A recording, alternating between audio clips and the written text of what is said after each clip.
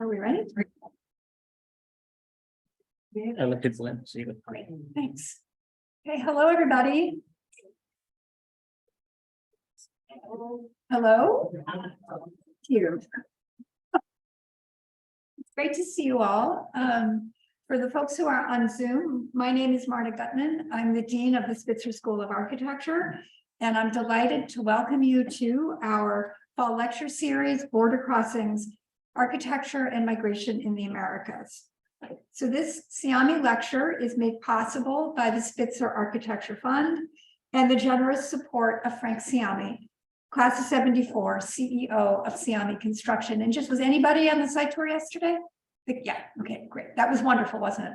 Yeah, he took the Construction Tech 2 class on a visit of the Studio Museum of Harlem construction site. His firm is building it.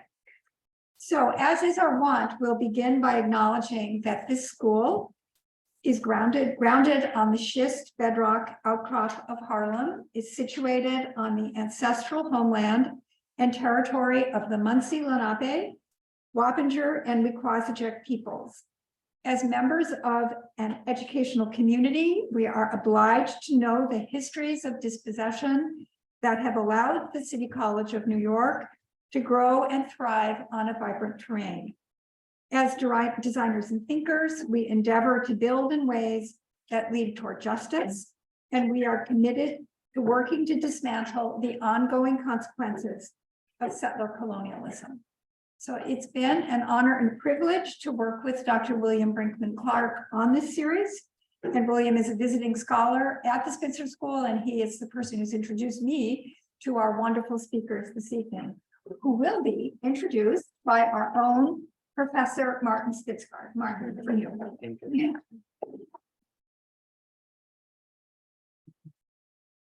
Yeah, good evening, everyone. Very excited to be here this evening with these phenomenal two architects here, especially after I have spent the last 3 hours with both of them in our studios reviewing our studio work. So that's been a delight as sort of beginning of the day.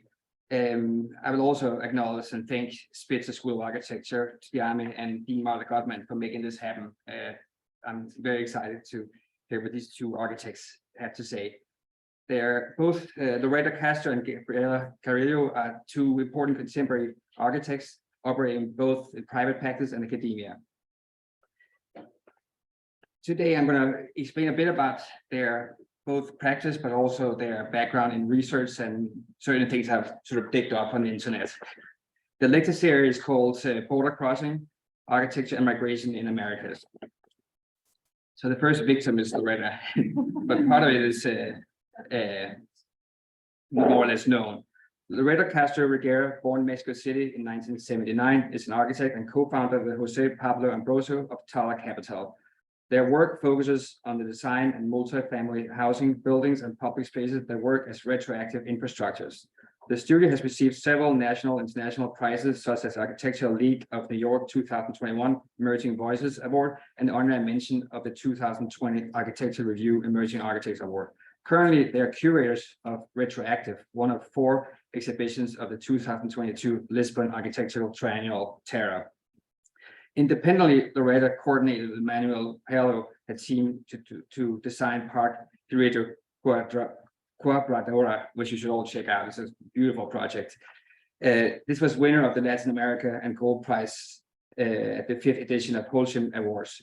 She is a member of the National Arts Creators System and of the National Academy of Architecture of Mexico. Loreta studied architecture at UNAM. She has a master's degree in architecture from Accademia, the Architettura de Mendrisio, and in urban design from Harvard Graduate School of Design. She teaches architecture at Estudio RX, School of Architecture at UNAM, and has been a lecturer and invited professor at several universities in Latin America, Europe, and the US. She has lectured widely in America. Adding some additional interesting aspects about Loreta, I have found sort of that your strategy in your private practice is sort of both liberating and interesting, in that it seems that you take a very active overall role in the generation of architecture. That in certain instances you actually buy property, you develop them and sell them, and for me it seems like a preeminent way of remaining in control of your design and having less compromised architecture. When I think back in history, I believe Louis Bargan had his first house built in a similar way, right? You're right. Yeah, but it's a good formula if you can afford it, I guess. So get off the ground. Tyler Capital's urban and larger scale work focus very much on using an architectural methodology to heal, connect, and improve communities through design.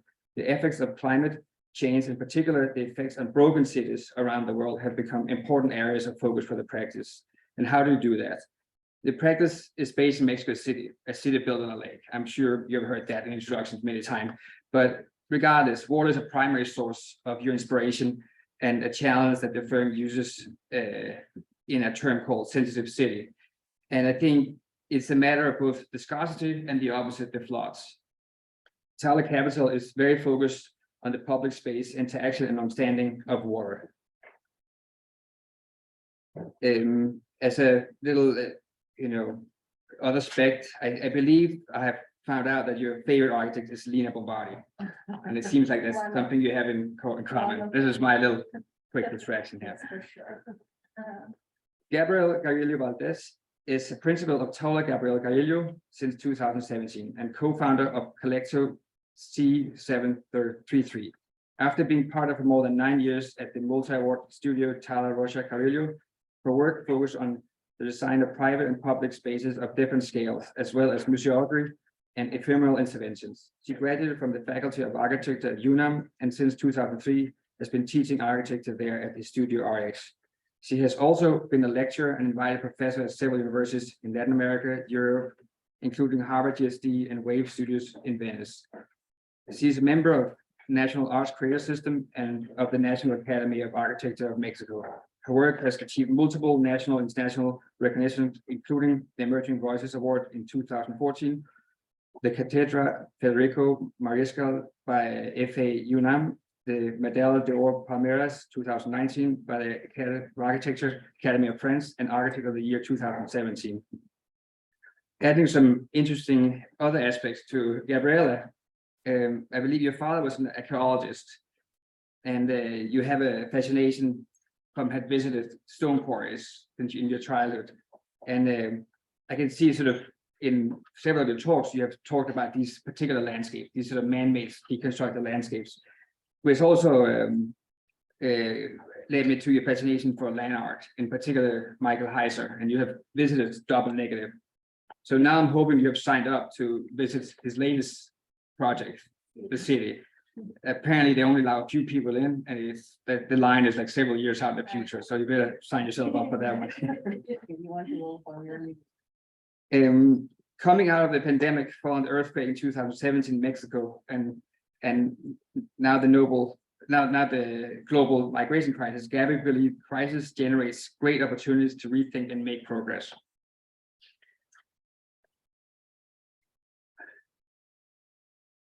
A little bit about their collaboration and their work at UNAM.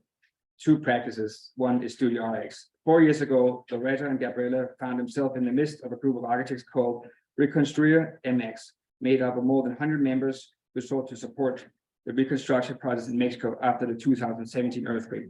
After a year of working on this process, each of them their own objectives, they decided to propose to the director of Faculty of Architecture at UNAM a new research and thesis seminar called Studio RX that will focus on the multiple social, economic, geological, ecological, and political vulnerabilities to which their practice is closely linked. Academia and praxis. And the speakers will both today go more in depth to what this means. The notion of collaboration I found interesting both in your work, but also as I see it sort of as a particularly interesting thing happening in Mexico, more so than in America and in Europe. I feel that I know several Mexican architects, Hector Estrave, Richard Joaquin, and so forth, and you guys have very seamlessly worked together. And I have a question maybe to later. Mexican architects less selfish? I don't know. Coming back to academia, after Gabby and Loreta completed their 3-year investigation with UNAM students in the Studio RX focusing on the aftermath of the earthquake, it was time to tackle another important aspect affecting a large portion of the population in Mexico. This coincided with a research trip and field trip Professor Ali Hocek and I had orchestrated to Chiapas at the beginning of 2020. Hocek and Brad Horn, who's not here today, and I traveled with 20 graduate students to the southern border of Guatemala, where President Trump had pushed the Mexican president, López Obrador, to reinstate 30,000 military police along this border bridge here. And this was an attempt to try to stop the human caravans coming across through Mexico and into America. After we spent 4 days in Chiapas in the town of Tapachula, we went to Mexico City, where we met William Brinkman Clark, I think, where is he? And this essentially became kind of the beginning of our collaboration. So we have then, since then, had discussion about migration and how to solve this, if you can. I like what Guy Vince says, that migration is not a problem, it's a solution. Yeah, that's very nice. Yeah. So tonight we're very excited to hear both of you speak about your work, your collaboration, and your focus, and our shared sort of ideas and values. So please welcome Gabriela Carrillo and Loreta Castro Reguera.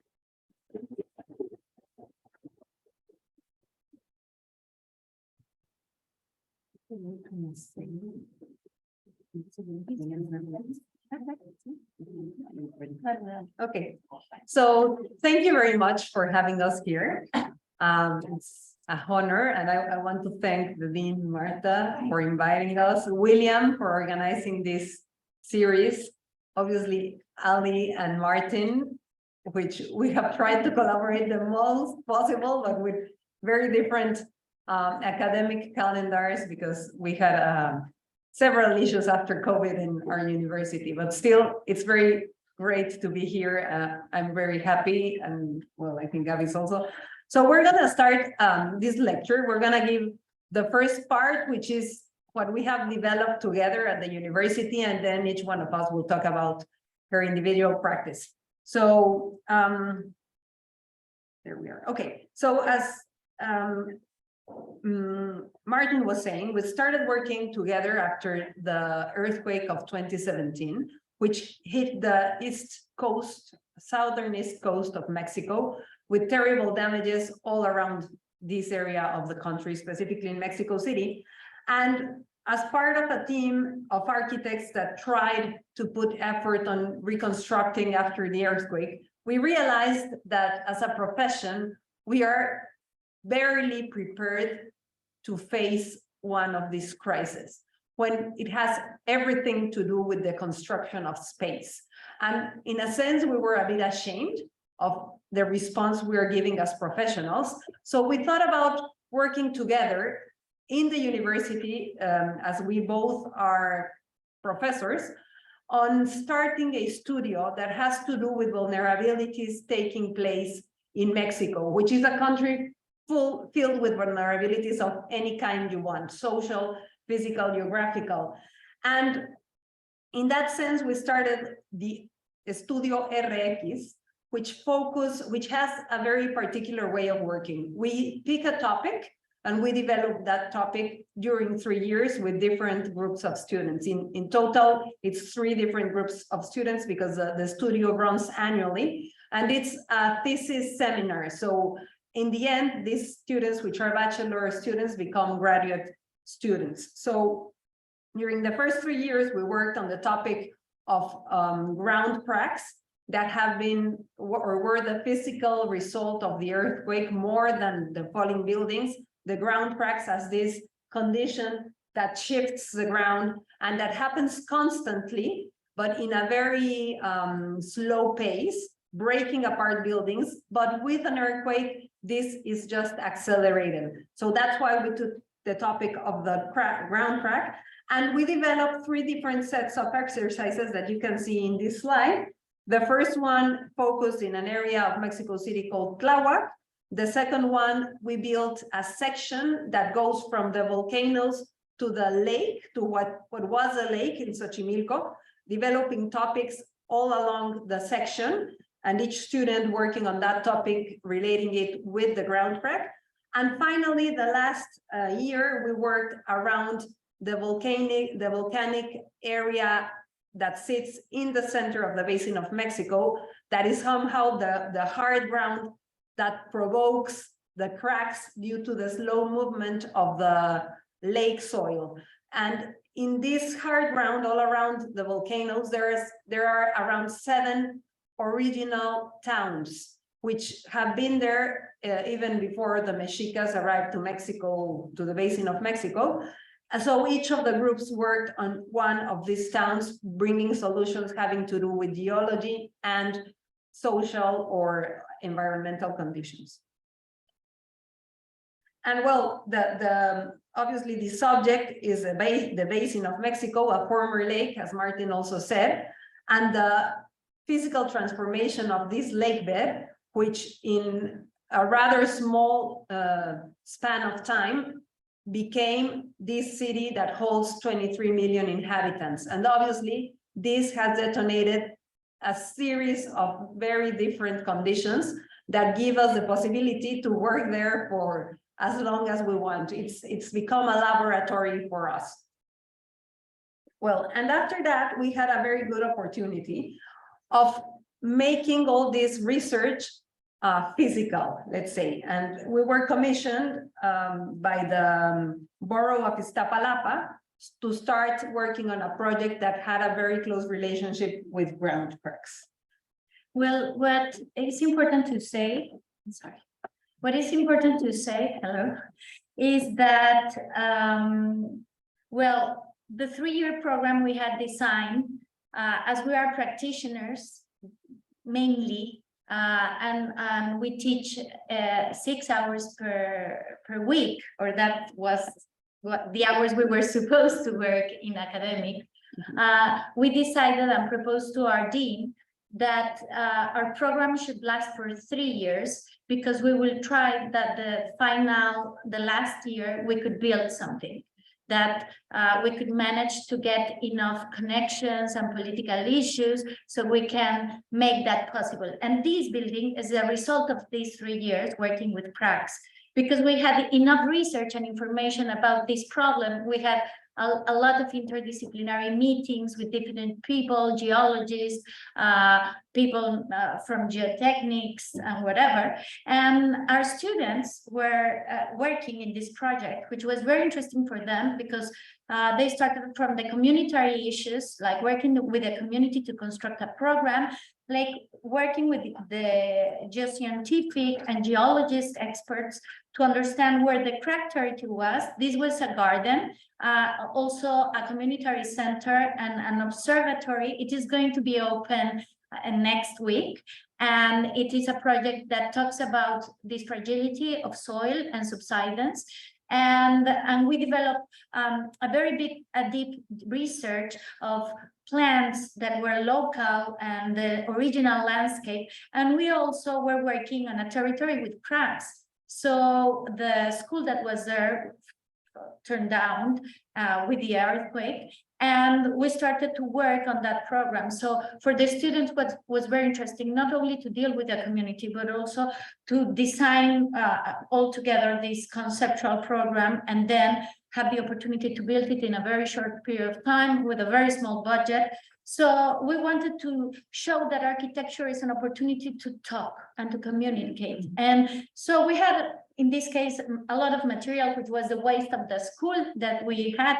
So we created and worked with the topography with these elements that were lines that in the future will be completely deformed, because the land is moving almost in some areas 40 centimeters from one side to the other. So we use all the material of the former construction to build this topography with a very diverse program.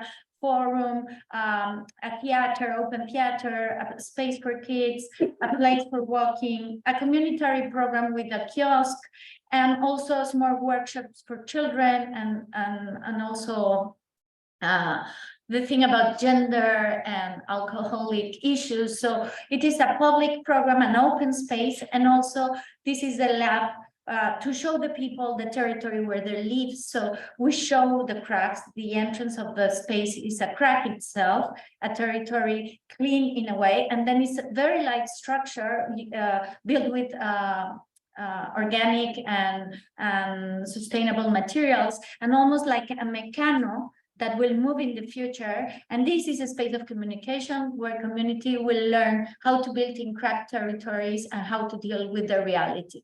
So I will say that when we finish this 3-year program, we decided what's the next issue we want to work with. And as you all know, at least in Mexico, the thing about migration is a tough issue. It's a deep phenomenon that we know, and there are a lot of architects that say that we can do and build and work with that, but we are very positive, and we think architecture, quality space, dignity has a lot to do with the migrants and with the phenomena itself. So we've been working for 1 year. This is our 2nd year. We worked at the beginning in Tapachula. Now we're working in Tijuana, and we hope to do something. Our expectations is to finish doing something with this new program, which is the migration issue.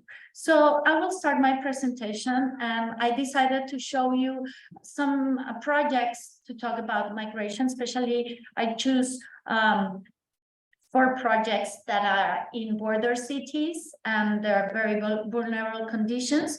And I will also like to start talking about humanity, because I think when we talk about migration, we're talking about human beings, and we always forget that issue. So these first slides are just to remind myself even that for me was a very important project that I did like 10 years ago, which was designing a library for blind people. And I think that changed my whole vision and my way of approaching architecture, because my client were people that didn't have the possibility to see what I designed.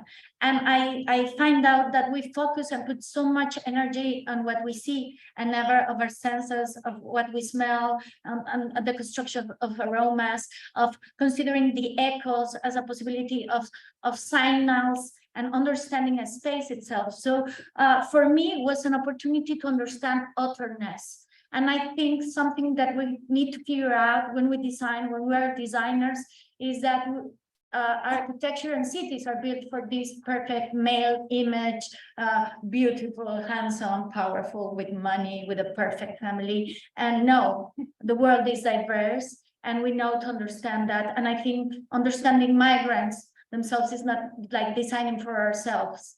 And that's a main issue that I want to emphasize. So I use these small projects, like small hotels or houses, to think a lot about quotidianity, everyday life, like opportunities that we have lost of how we can live in very natural ambiences, how we can take advantage of beautiful skies, of beautiful mountains that serves as staircases to reach from one place to the other. These very simple things that have to do with primitive stuff. So I love to do houses because of that, because it's an opportunity to rethink quotidianity. And when we live in big cities, and when we are attached to technology and to good things, we forgot that basic instincts again, common sense, no, open to the north, let the wind cross, take advantage of the views, take help of good materials to create good atmospheres, open the windows where you can, let the wind cross. And houses are that way, no, understand the site.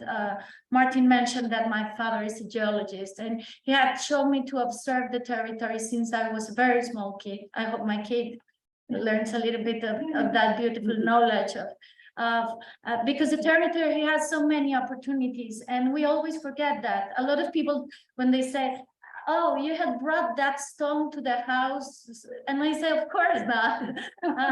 That would be impossible because of the budget, but I design everything around the house, and I design everything around the stone and the territory was the perfect opportunity to understand things. And it was beautiful because when I found the wind in this particular house, the stone happened.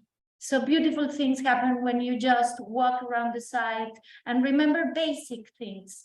So these images are just to encourage and to remind ourselves about primitive stuff, about vernacular architecture, about common sense and intelligence. And now I will speak about these projects in public spaces. Most of these projects are done by a colectivo. Since 5 years ago that I got separated, I'm still working with Mauricio Rocha, which was my partner for 19 years. I decided my practice should be different and diverse. And of course, I have my own studio, but I do collaborations with a lot of studios. And for this very complex project, which was doing public space in very short time, in very tough conditions, with very short budget, in very vulnerable cities, we did a competition and we created a colectivo. And we basically don't earn any money. We create a colectivo by 4 offices. One is Israel Spin, the other is Eric Valdez, my own studio, and 2 architects with almost Rute and Facio. Carlos Facio is here. It is my partner at some projects that I will show.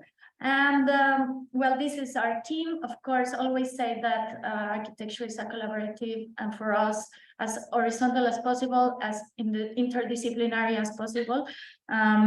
We had the opportunity to work 35 projects in all of these cities all around Mexico, in the border north territory, in the city of Matamoros and Acuña in the first year, then in the second year in the border territory of Tapachula and also Tenosique and Balancan, which are in these areas.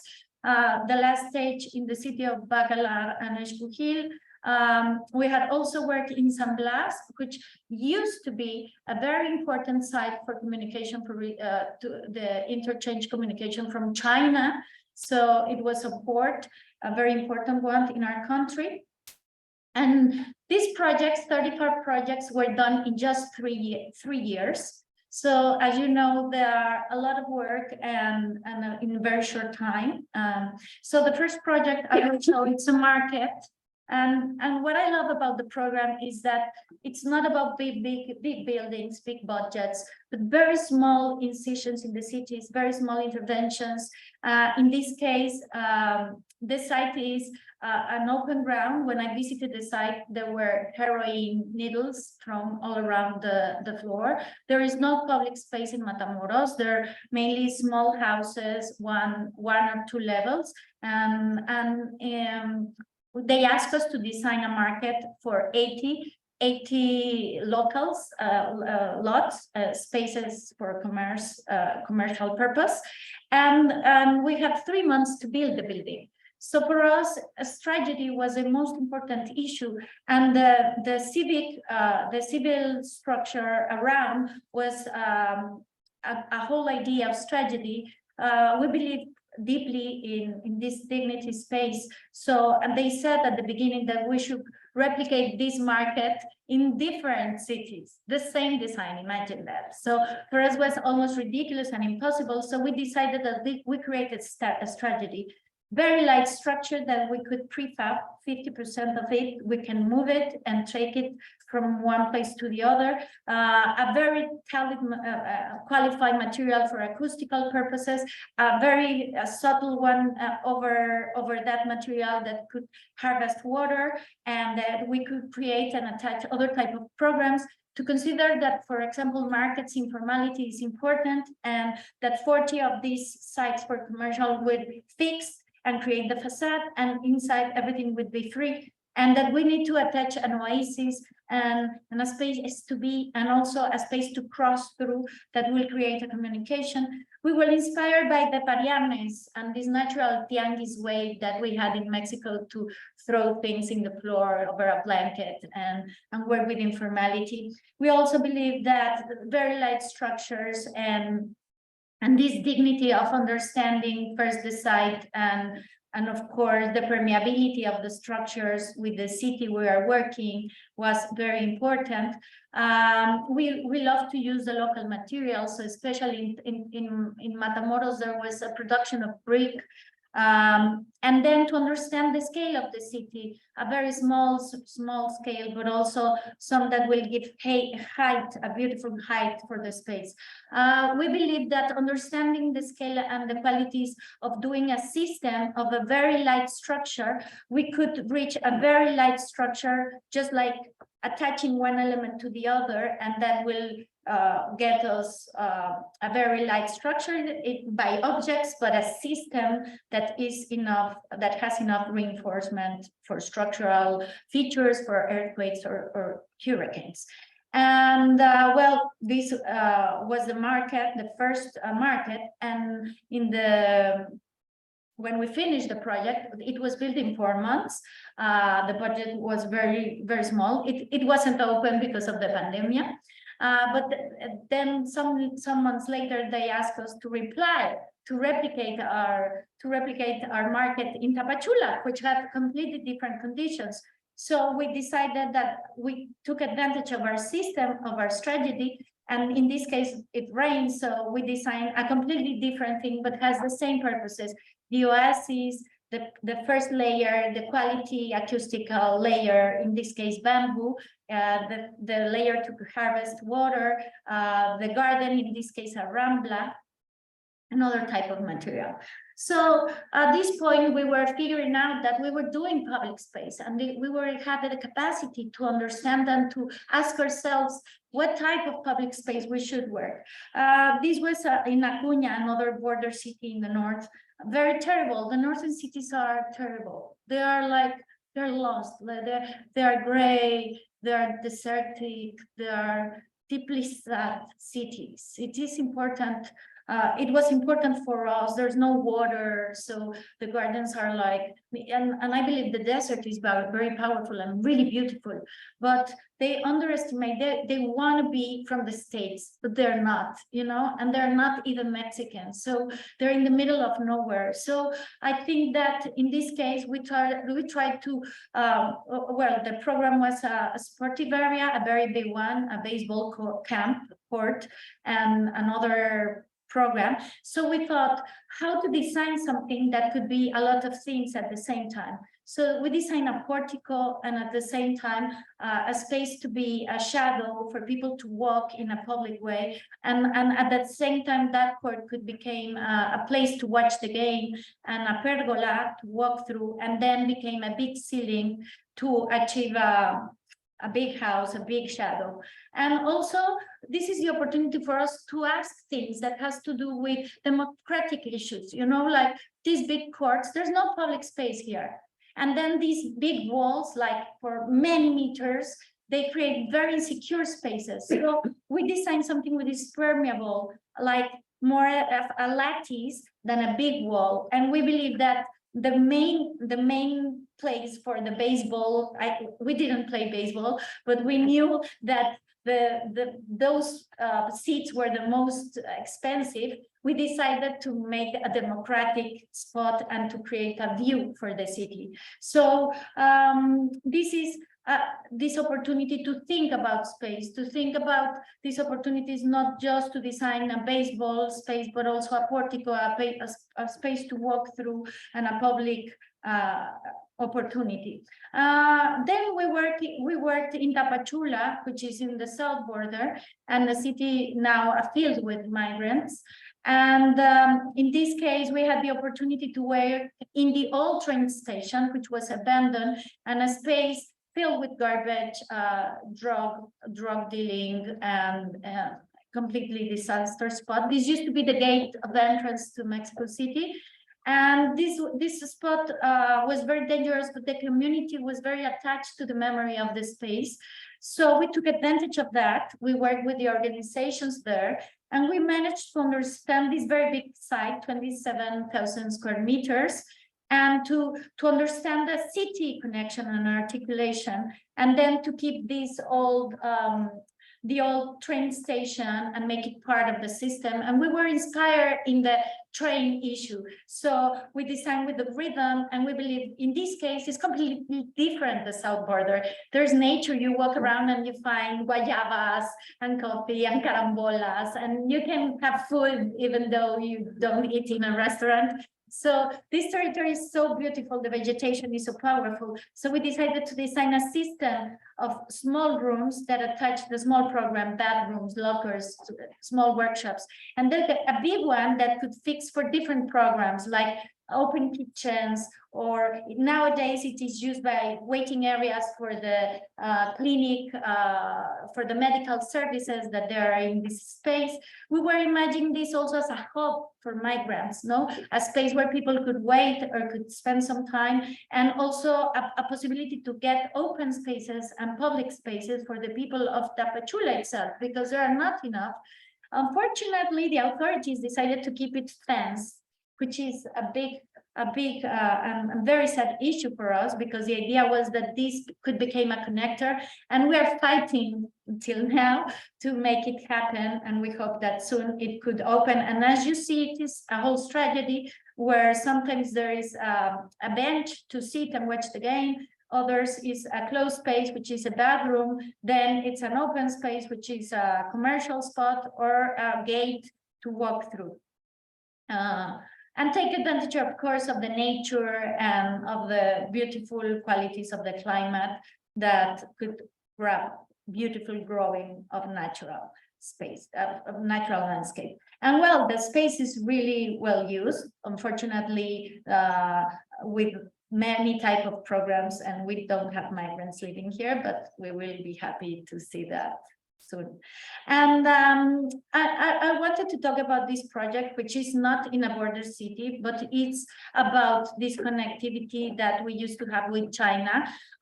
This is a port for a ferry that will happen to the Islas Marias, and we developed the plaza, the aduana, which is like the border control building that used to be like the costumes building in the past, and then this place to move around. So I thought it was interesting to talk about this, because it is always very difficult for us as architects to work with movement.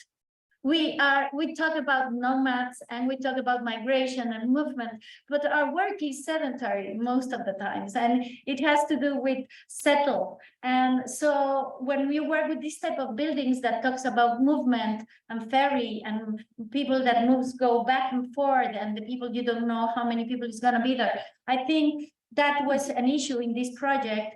And in the case of this, we were really inspired by the things that were already there, the memory of the place, to use the water with intelligence, the natural materials, the inspiration of the boats, of the old wood boats, and of course, the inspiration of the memory of the buildings, of the story of the port, of this idea of ports that have a lot of richness in the culture and a lot of richness in the buildings themselves. So we love this ruin, which was a place where they burned the merchandise that they not accepted to let in. So it was a very beautiful ruin, and we wanted to keep it. And now it's going to be a cultural building. So we found out this building this way, and we just restore the old building, we clean it, we took advantage of the ceiling, and we create a new program of studios, very flexible space. We wrap a voidness to create a forum outside a service building that creates like a nice connection to the neighbor. And we try to use the local materials. That is very important for us, like to take advantage of the clay and of the building that was already there, and of the memory of things that happened there. So we created this bridge that takes advantage of the ceilings. We create this forum as well.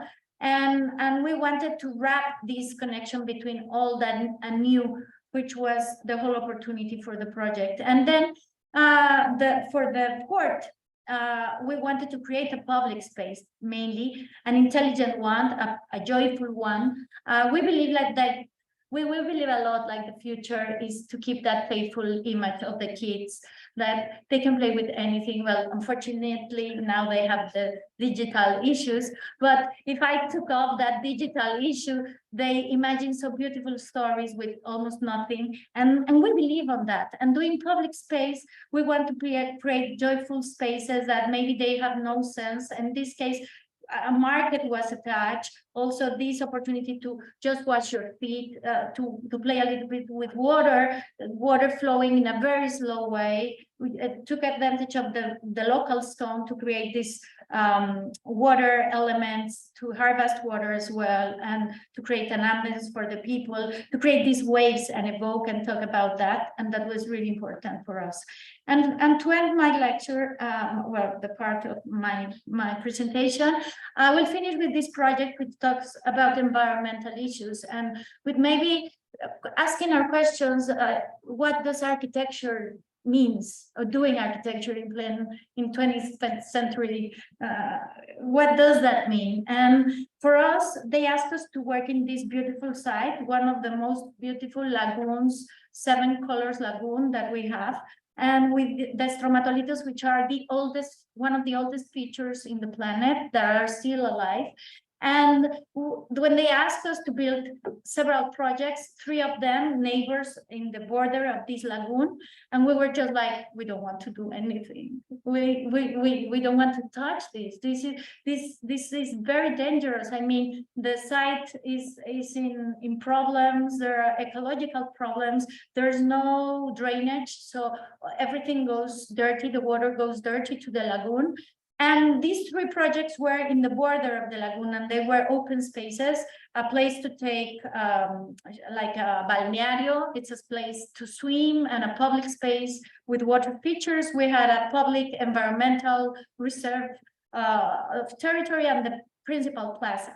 And what we decided is we wanted to create a strategy that these open spaces would take, we will design these spaces more with a landscape condition, and we created like this water, these gardens that could clean the water in a way. And instead of just seeing all the engineering that is behind, their gardens are not just beautiful, or were not meant for us to be beautiful, but to be intelligent in a way, and to make that like an opportunity to clean water and to talk about that to the people and communicate that as well.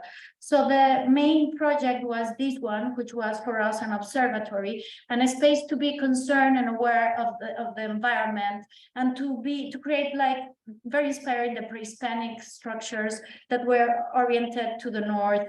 And this case is an 8,800 path to walk. It's an observatory to see the lagoon, to see the manglar, to see the sky again, an opportunity also to help the environment, to clean the water, to clean, even to help the manglar to come back again, because it's been losing. So it's a whole strategy of landscape strategy. And the building they asked us was a community center. But we thought we don't want to do a community center. And we decided to do this dock, which is this length, and to wrap everything of the program inside and below that. So it's a ramp that lets the nature happen, and to create a museography, a scenography that talks about the memory of the lagoon. So we decided that in this area, we could fix that signals and all these elements, and to talk about the lagoon and the memory of it. So this is a picture. It is a picture from yesterday. This project is just finished, and it's and I just want to finish saying, for me, it's a moment to consider when they ask us to design a building, maybe just to do a dock and take care of our planet. Thank you.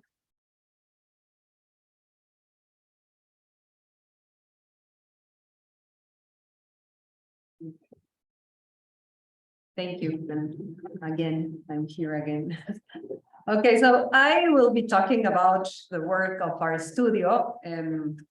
As Martin mentioned before, I founded Taller Capital with José Pablo Ambrosi, who is this architect here. And we have a wonderful team of young architects that mainly come from our students. They are mainly, or were mainly, my students. So it's also important to mention that when building a practice, there a lot has to do with who works in your practice, and on the degree of confidence that you can build with the people that design together with you. And this is something that for us has been very great, we're very grateful for that because we have been able really to establish good relationships with all these people. And I think that somehow reflects on the work we do.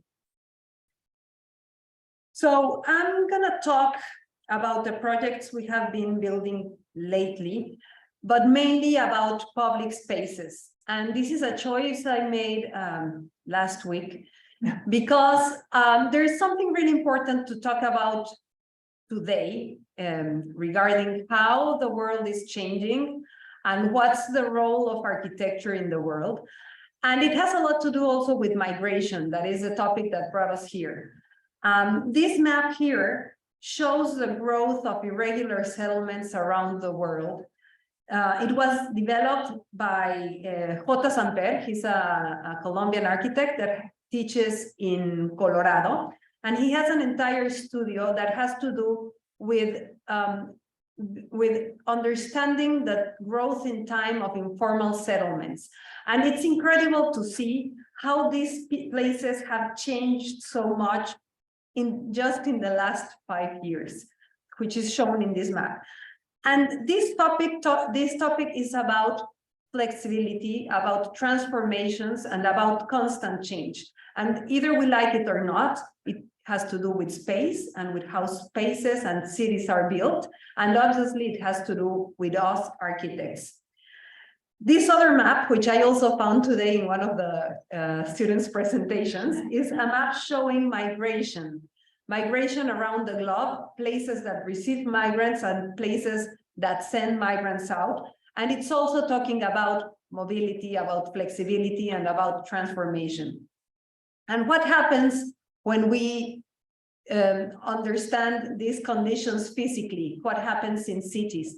And we have realized that several of these informal settlements, at least the ones we have been working with in Mexico, have a lot of these issues that repeat themselves in most of them. The first one is water, meaning water scarcity, excess of water, and also sanitation. It repeats constantly around the world, not only in the less developed world, but also in the well-developed world. We just last year, there was a very big issue in Germany regarding floods. Waste, which obviously involves us all, waste generated in more developed countries that then is exported to less developed countries in order not to have a big footprint regarding waste, but also waste that is accumulated in open spaces.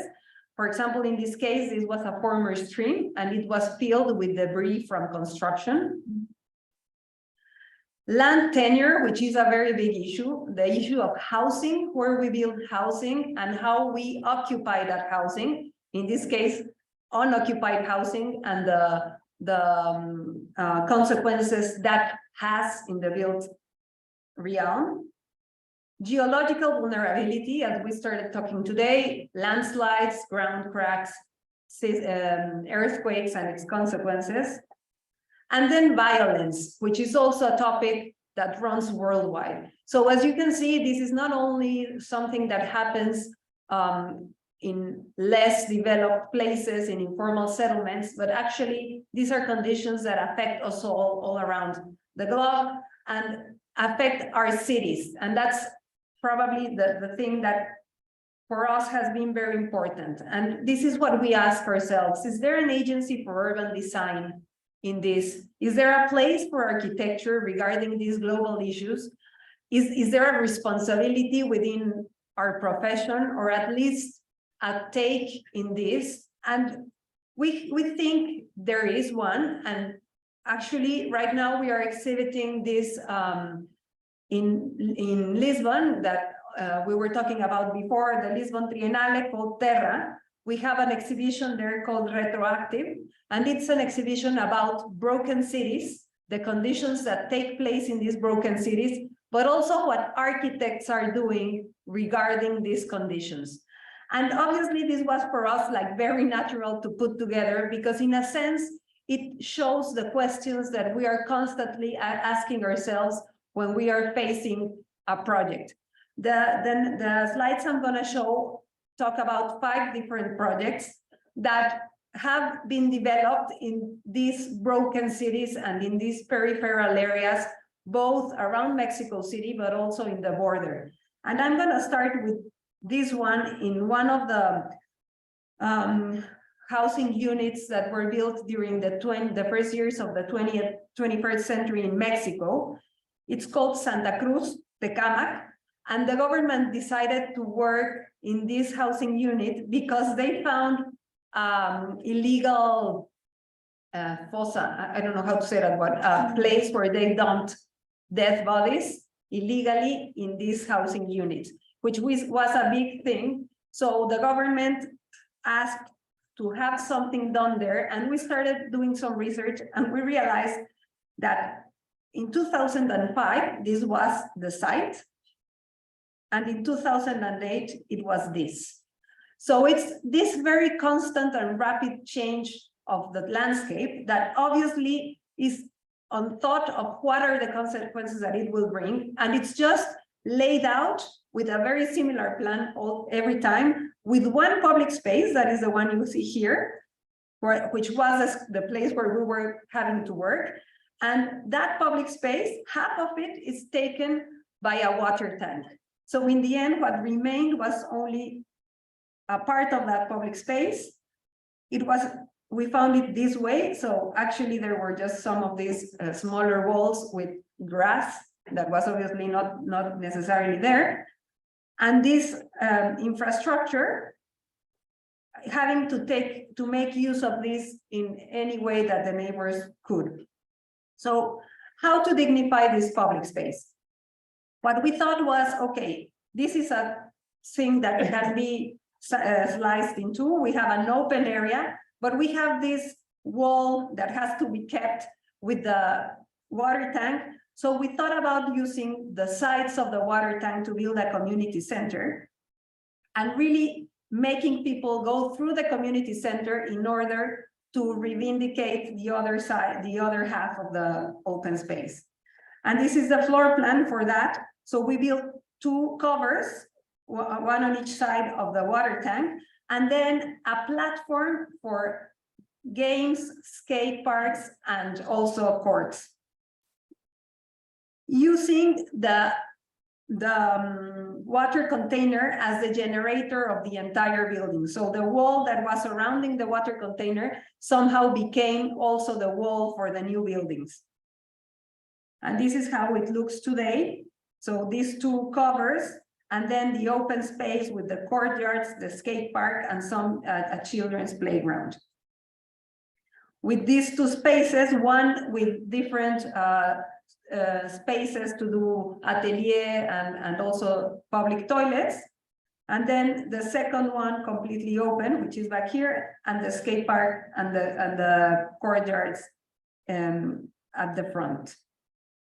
Using it completely permeable to be able to traverse from one side of the other, and somehow making spaces that don't need or need the least maintenance, yeah, thank you. The least maintenance possible, but giving shadows, which you cannot see right now, but we have nice trees growing around. After that project, we were also commissioned very close to that one in another housing unit to build a linear park, 2 kilometers linear park, which had a lot to do with mobility issues in this area called Los Héroes Tecámac, which is the largest housing unit in the area. Also a rural land where you can see here the length of the linear park, which became this in 2020. And with this space, this boulevard that was supposed to be a highway, but that was never built. So in the end, it became just a mountain of dust that was taken from the excavations needed to be done in order to build the houses. So we had this two direction boulevard with just a dust mountain in the center. And we wanted to promote non-motorized mobility because there was a public transportation at the end of the line here And people here needed to walk all along that those 2 kilometers in order to reach this Metrobus station. So how to promote non-motorized mobility? And we have always thought about this flexibility of public spaces and about giving a platform for things to happen. So we somehow put together a program, but then we thought this is so long and it's something that cannot be really determined because things change in time and we don't really know how neighbors in 5 or 10 years will be using the space. So what we thought was just making one simple strategy that can comfortably bring people from one place to the other under the shadow. And that's how we decided to build a Rambla.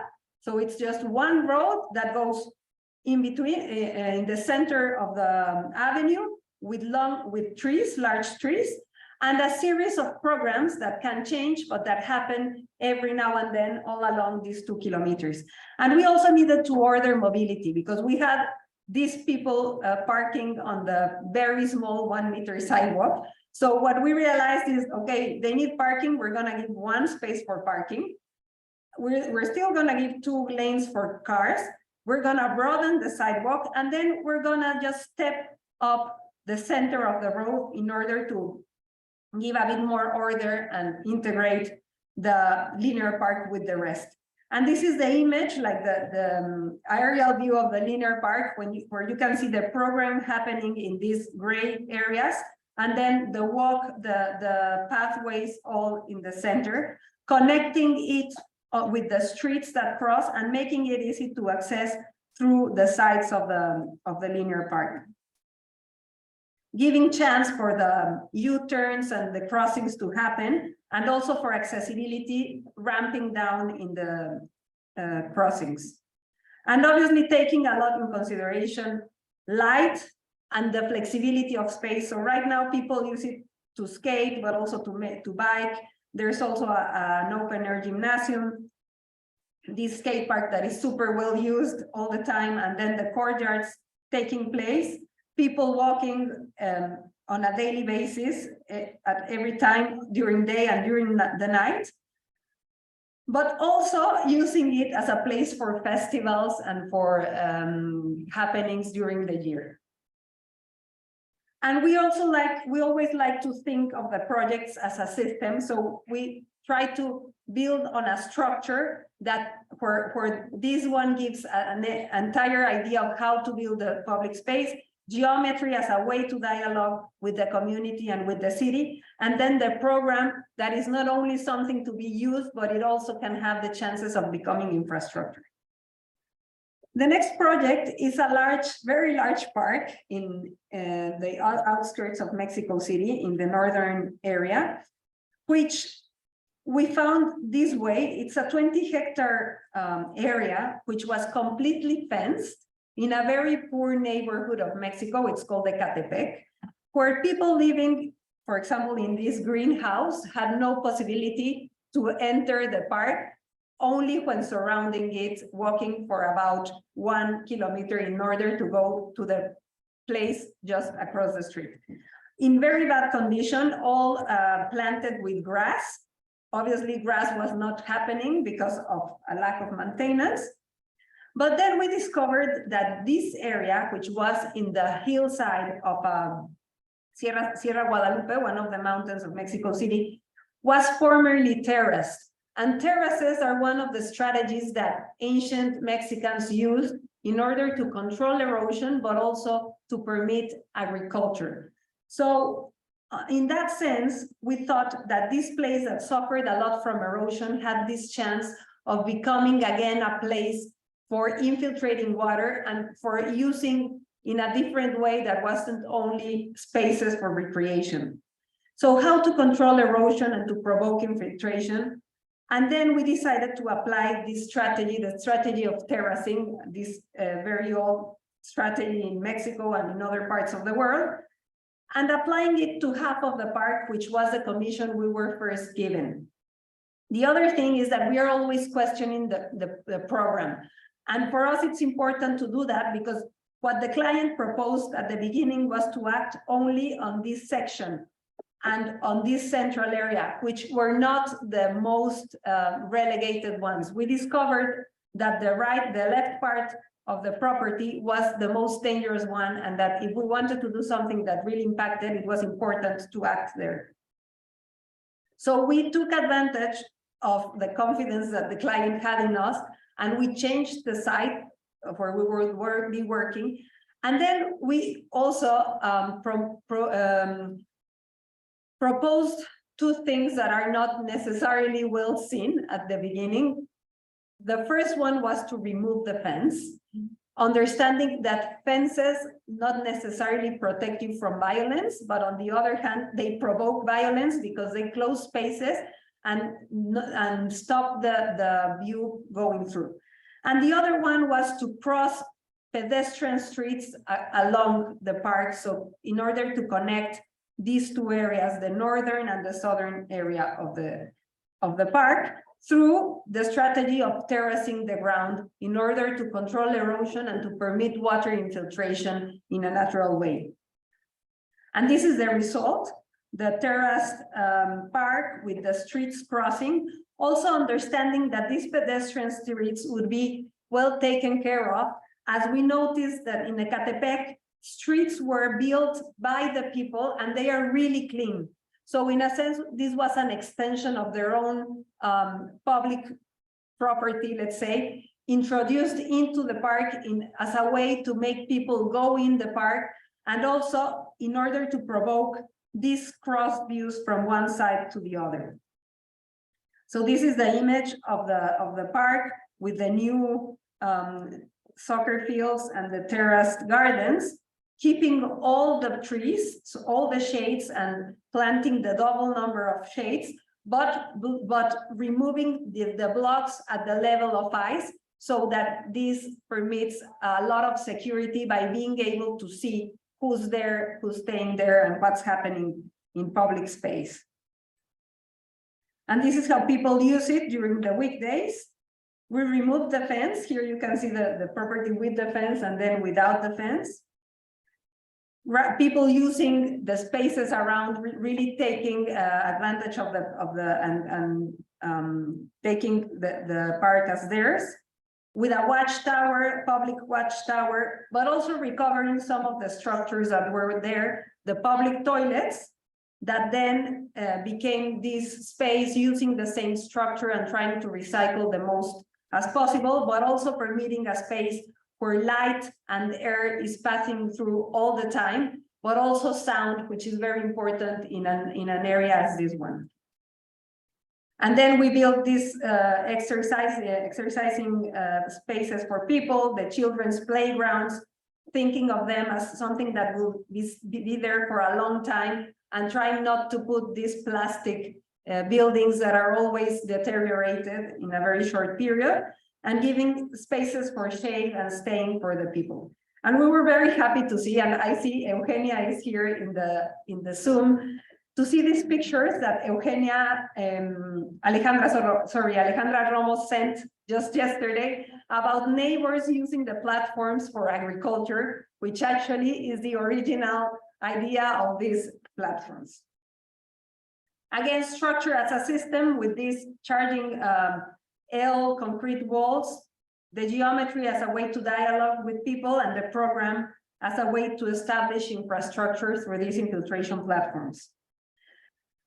This next project I'm going to show is the border project of the Colosio Dam in the city of Nogales. Nogales is border city in Arizona and Sonora. It's called Nogales in both sides. And this project talks about migration of water, because it's a shared basin, and water that falls in Nogales crosses the border to Nogales, Arizona, and then comes back to Nogales, Mexico, because of the shape of the basin. When we were given this project, we were asked to do a public space in the dry area beside this water body. So around here, when we were given the site, this was dry because it's a very much changing water body. But we noticed that obviously it was dry because it was not completely filled.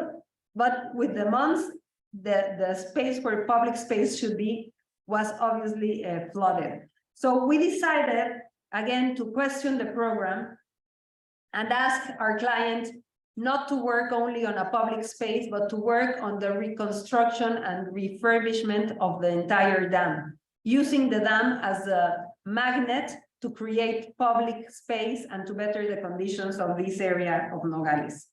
So how to mitigate floods? This was the original condition, the water body in winter, in spring, and in summer that completely spills and floods the city. And then the idea to control water through geometry and through design in order to give flood a shape and control floods within the water body. Also, we realized there were these things happening. The levee was cracked.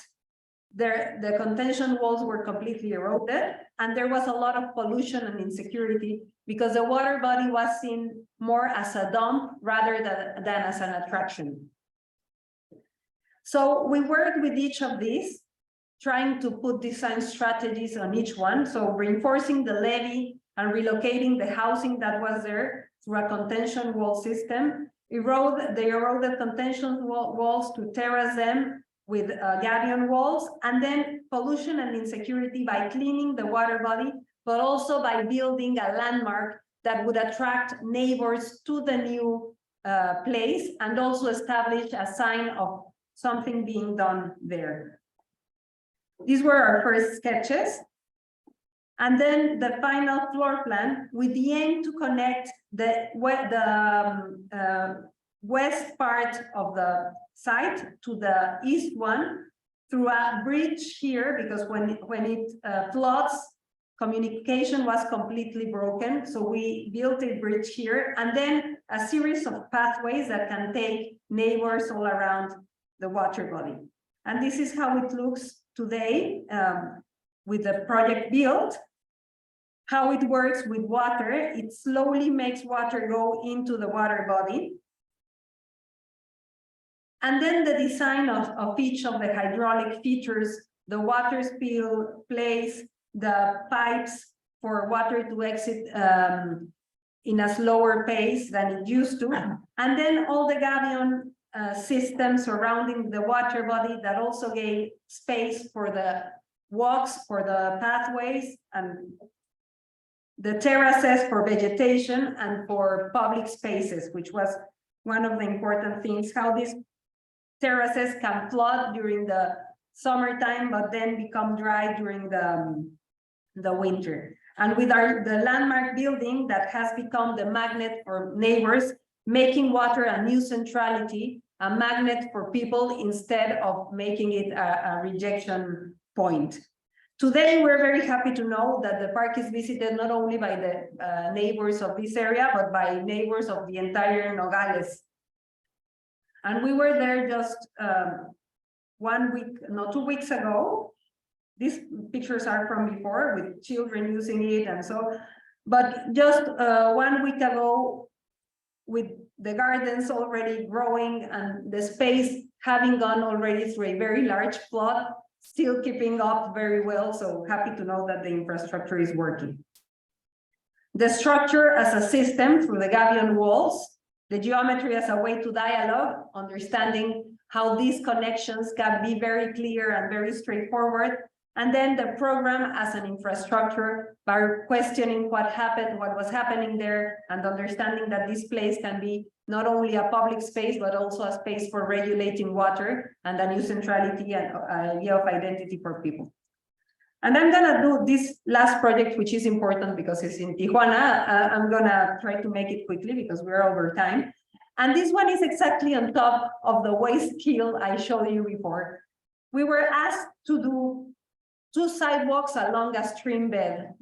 And when we arrived to the stream bed, we found no stream bed, but a hill of debris, and no sidewalks, but dirt streets. So when we thought, how are we going to recover a stream bed? We cannot remove all this debris because there are thousands of tons that have been accumulated during 10 years. We cannot even think to do that with the budget we are given because it would be over and we will not remove anything. So what we thought was how to use this debris, how to negotiate with informality and the landscape, and how to use this debris as a means to build the project that the people was asking to have, which were public spaces. So what we decided was to terrace the debris by using an element that is present all along the border of Mexico, the northern border of Mexico, which are tires that we receive from used tires that we receive from the United States and that have become an asset for migrants that live in the border towns. They use them as contention walls, but also as walls to build houses. So we decided to use a tire wall system, which is a modern vernacular architecture of Tijuana, in order to build contention walls to sustain these terraces, and then bring water parallel to the stream bed through these constructed canals.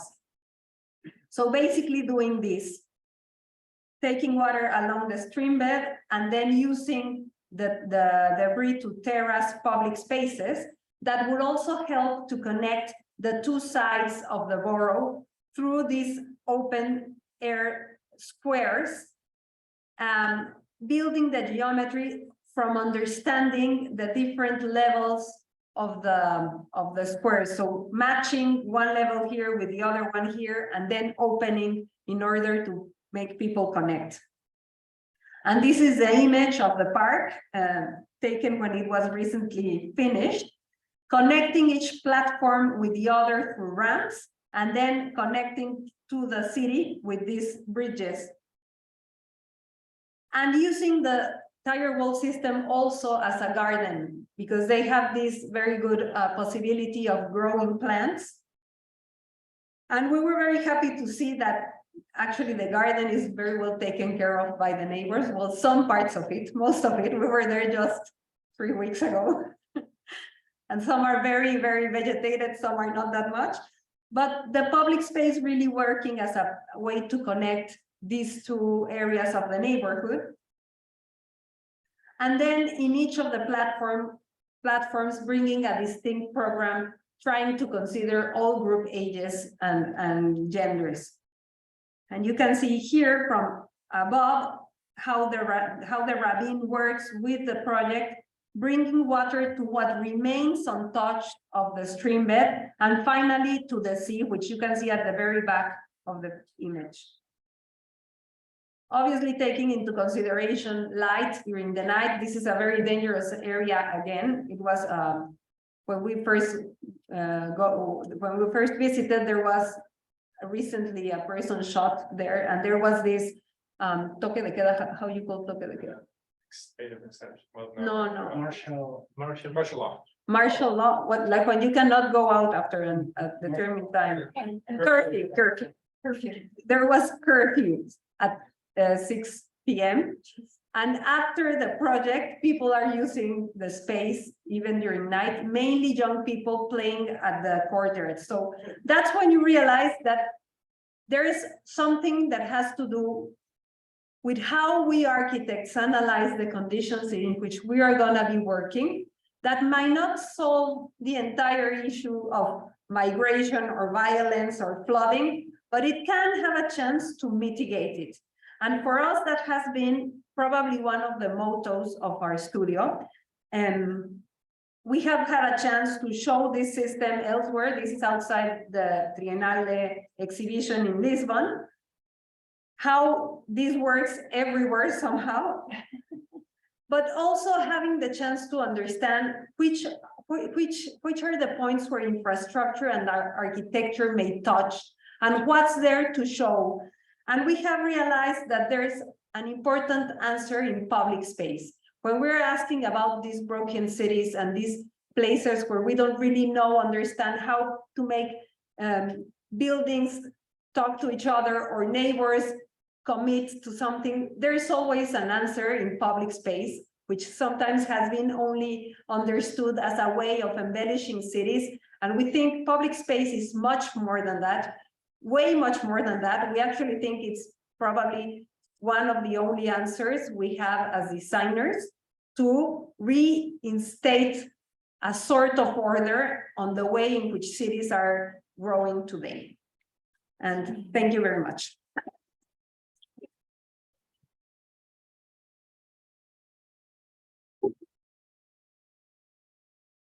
We're open for questions. Great lecture. Thank you. Like on the subject. Talk about broken cities or lights. So, questions for our guest speakers.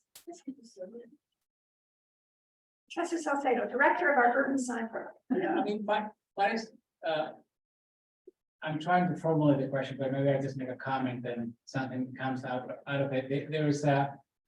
There's an interesting sort of juxtaposition between informal growth that seems to be very expansive, and then these pockets that are either sort of followed or potentially being encroached away by informal growth. And the way in which both of you have developed them endows them with a collective ownership in which they are safeguarded and they're sort of taken care of. So I'm wondering if you were to consider that further, if there's a way to intervene or amend informal growth through rather than sort of going after the fact, going before the fact, to establish that infrastructure that would afford a certain sort of social infrastructure as the informal growth is being developed. I don't know if that makes sense. No, I think that's the question actually, right? It's because we have realized, and this is something that's obviously very much into question, but obviously the growth of cities has overthrown planning in a sense, right? Like at least the traditional planning of the 20th century is not really valid, at least in these very fast growing cities. They just grow, and suddenly we find, and they grow both in the formal and the informal sense, because when you see the housing units, those are formal housing units, but there's no plan, there's nothing, they just put them there and they grow like mushrooms, right? And then you are, not even 10 years later, you are facing the mess left by this very fast, unplanned and unthought growth. So what we have thinking about that, and how can you plan what we thought is there's no way to plan, but there's a way to intervene. And that has to do a lot also with how you build, what you want to build, and if you want to build or not. There's these people saying that we shouldn't build anything else in the planet, right? Probably that's too radical, but we don't think that regarding cities, they will grow what they need to grow organically. That's something that we cannot contain. It's very hard to contain urban growth, but what we can really do is how to somehow structure what's growing or the way things have grown. And at least for us, these projects have been a way to practice or to try how through public space we can start putting together, mending somehow, healing these very diverse ways in which the cities are growing today, and giving somehow a flexible platform for things to continue happening.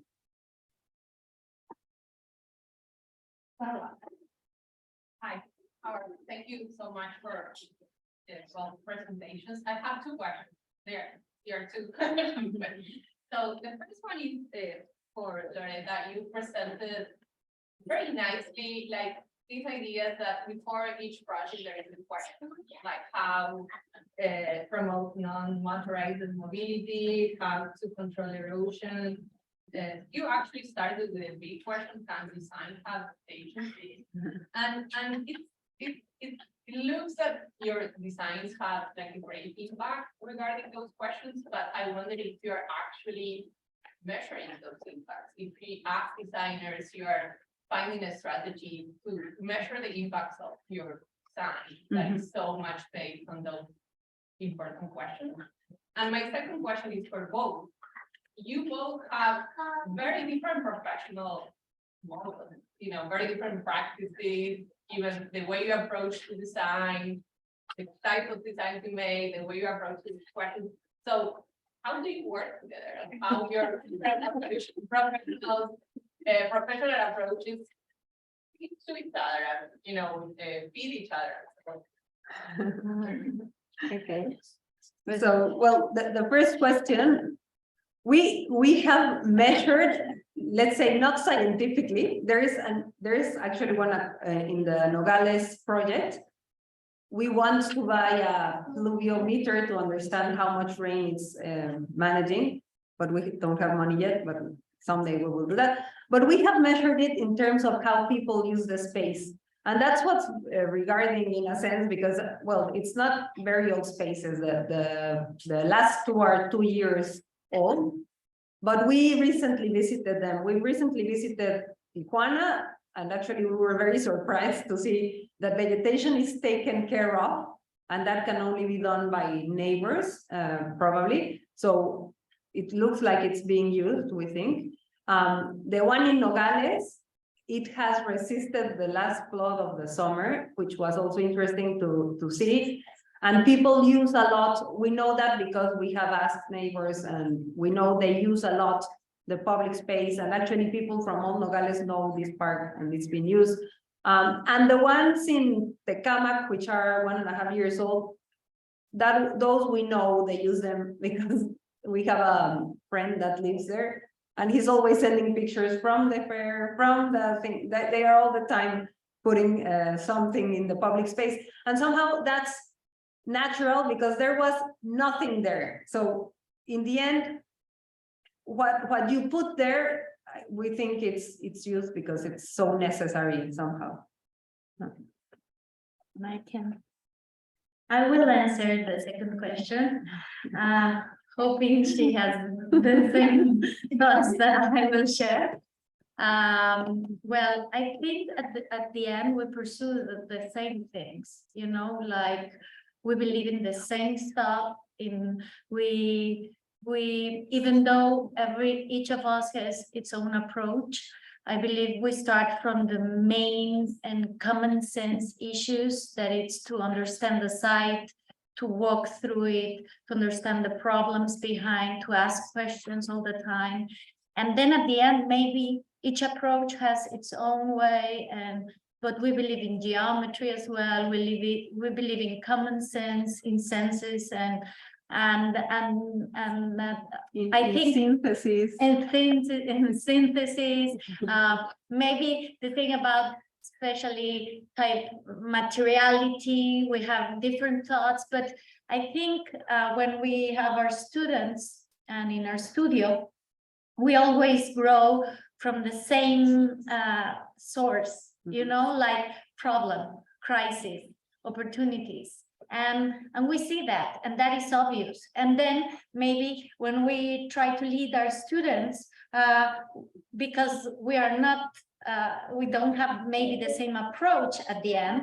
I believe the results of our students are more rich in that sense, because she sees things that I don't, or on the other sense, I approach in another way. So I think that the results of her studio, which are the ones which are our target at the end, because at the end she has her own practice, I have my own, is that our studio arrives to something we consider is important, and that we believe, even though we're doing an academic work, we believe that we can share that work with any municipality or with anyone, because it comes from reality. And we always say that we want to construct utopia, but from crisis, and that and a kind of utopia that is reasonable to make it real at some point. And we share that. So I think that's the reason we are great friends. We love to have some drinks. No, and you know what? Also something that's important, and spend time. No, but the other thing that I think is really important is also the values I think are the same in a sense, and that's really like basic. But then the other thing is discussion and fostering discussion, which is always very healthy for any practice. Because if everyone says yes, then okay, yes, and it stays like that. But when you have a bit of friction and the possibility of discussing, obviously ideas are thought and rethought, and you always arrive to something better. And I think, for example, the collaboration with William, which was, we were working in the cracks, and then we decided the migration and his way of approaching, the way he works, and he has been working for a lot of time in migration. It's completely different from ours, but at the same time, it's an opportunity to have this dialogue, which Loreta mentioned. And they always, the students have to have a logic behind whatever they do. So it sounds simple, but it's really difficult. Yeah. So, Question? Student in the back, sorry, in the white shirt.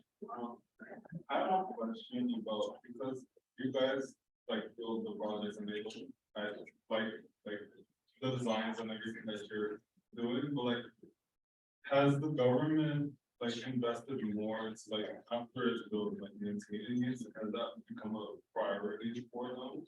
Because of course you can't have a big project and like it just sits there. You want it to kind of just the quality of it to stay and to last. So like, yeah, building on that. Is there any well, I think there's no budget for maintenance, as she mentioned, not at all. And I think that we have found out, I think in both her projects and mine, is that if you start working with the community, and she mentioned it a lot, and we have seen that making the social, the society, the civil society around being part of the process of the decisions of understanding everything around the project helps a lot, because the only thing that can support and maintain these buildings is the way the people use every day, and not the government itself, because the government is always changing, and something very important is to make them part of the project. And that's not easy, especially because of the timing we work this project, but it's something that at least we have learned a lot, and we push our students to understand that a lot. That it's important not only to map cities and to see the cities from the distance, but to be involved, to understand the community, to work with them, to talk to them. And I think that's something. And there's something else also regarding maintenance. And I think it has to do a lot with what you think when you're designing.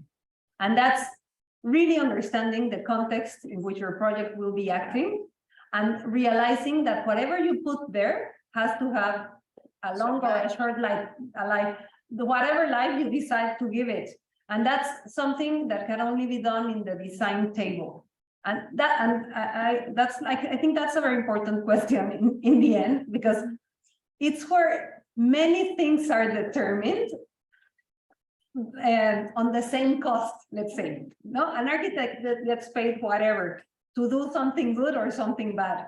And it all happens at the design table in a determined moment. And there you can say, I want this project to have the closest to zero maintenance.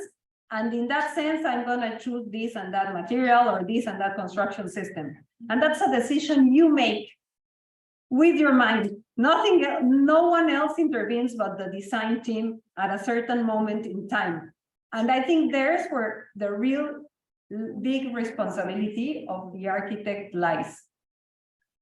For example, we already know, I just want to share this, which is real. In Mexico, at least, if you leave a concrete, an apparent, I don't know how to say it, a cast concrete, which is very contemporary. In Mexico, they feel that it's not finished, always. It's like, that's not finished, it's under construction, they hate it. More if it's gray.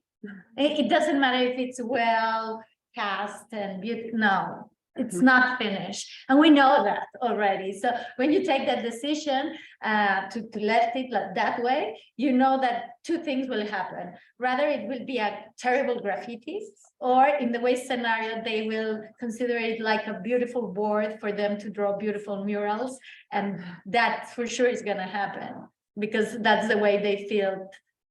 They have something, no? And things like that has to do with those materials, or that kind of life, which is you took some decisions, then later for things happen, and I think that's magic as well.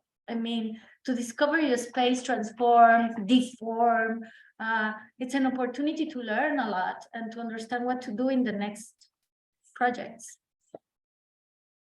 Question about so, just the title of your talk.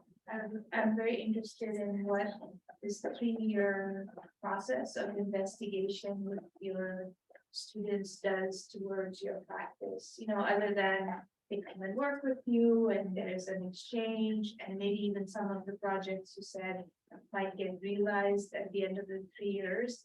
But in terms of it being sort of an opportunity within academia to do research versus things that have to happen in real time on short budgets, short schedules, like what do you gain out of this dual practice? So we gain a lot. No, actually, for us, it's the source of work in a sense, and not only regarding ground cracks, for example, which was very clear. No ground cracks. We started working, and 3 years later, we had this project that's built today. But let's say in terms, for example, of water, that we work a lot with water in my studio. It all started as a research thing, actually in my master's. And now most of the projects, why we are called, have to do with water management.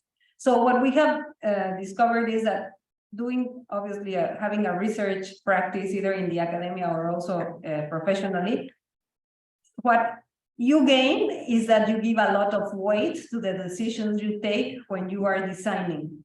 And I think also, I mean, in your case, probably also, it's what really gives projects strength in a sense, because they are not just happenings in a determined moment, trying to do something beautiful. They have to do also with understanding where you're working, why you're working, who are you working with, like really asking, which is what you do in research, basically. Ask and then find answers. I would like to add that also when you are a practitioner, at least in my case, all the time you have like this responsibility, just build things, like, and of course, once you're doing these projects all the time, you want to incorporate the research, but you always have a very short time. And for me, like mixing or seeing it as a whole practice together, for example, with the cracks, I got a scholarship with the FOMCA, which is a cultural institution in Mexico, and I got a scholarship for 3 years to study the geology of Mexico City and the structures over it, because when we had the earthquake, all the rules changed to become very big and deep structures. So what we got is that my investigation with the school leads me not only to talk with a lot of different geologists and people which are not architects, because I believe that is very important, but with my own practice and my investigation to the end. So there's no division, I think, for us. And that's something which involves you deeply. And I think that's important, to get involved, to feel excited, to enjoy what we do. And that's it. And that is a wonderful way And to that's end. it.